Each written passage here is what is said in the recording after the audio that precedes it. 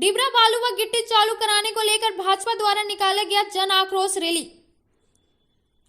तीसरे प्रखंड के गांधी मैदान में शनिवार दोपहर को जन आक्रोश रैली निकाला गया, जिसका अध्यक्षता चंदोरी मंडल अध्यक्ष रविंद्र पंडित व संचालनकर्ता सुनील शर्मा कर रहे थे।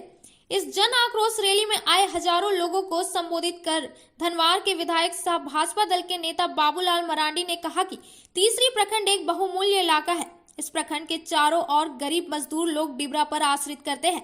डिबरा बंद हो जाने पर ना जाने कितने घरों में रात का चूल्हा नहीं जलता है, लोगों को भूखे रहने पड़ते हैं और राज्य में हेमंत की सरकार लूटने में लगी है। गरीबों की कल्याणकारी योजना बालू गिट्टी बंद होने से प्रभावित हो रही है। लोग बेरोजगार होने के कारण पलायन कर रहे हैं। हेमंत सरकार के 3 साल पूरे हो गए, लेकिन राज्य की जनता के लिए कोई विकास कार्य नहीं की। झारखंड के बालू दूसरे राज्य में माफिया बेच रहे हैं, लेकिन ग्रामीण लोग बालू सरकारी आवास बनाने को लाए तो पुलिस व वन विभाग पकड़कर हजारों रुपए लेकर छोड़ती है। राज्य में कानून व्यवस्था चरमरा गई है। भाजपा के नेता सह पूर्व आईजी लक्ष्मण सिंह ने कहा कि यहाँ का गरीबों का रोजगार है तो डिबरा है, लेकिन कई महीनों से बंद पड़ा है।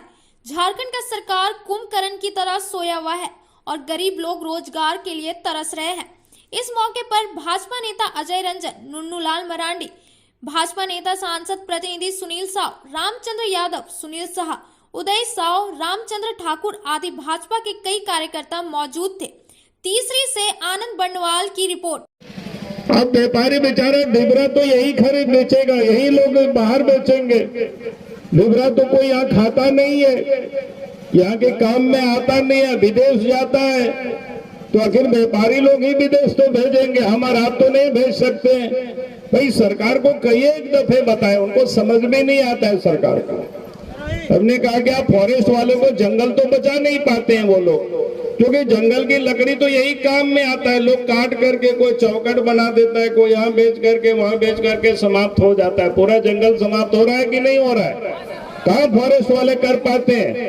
अरे डिबरा इसलिए बाहर जो व्यापारी को यहाँ बेचना पड़ता है, क्योंकि व्यापारी को भी बाहर भेजना पड़ता है। यहाँ से जाता है गिरिडीह, गिरिडीह से फिर कहाँ जाता है? चीन जाता है, जापान जाता है, क्योंकि यहाँ उसका कोई उपयोग नहीं होता है, यहाँ उसकी कोई फैक्ट्री नहीं है। और इसलिए ये लोगों ने बड़ा ये समझ लिया है कि सबको वसूली करो। तो इसलिए हम आप सब लोगों से यही मैं कहने के लिए आया कि भाई अब ऐसा नहीं चलेगा। आप सब लोग कब तक धान कटनी समाप्त हो जाएगी बताइए तो?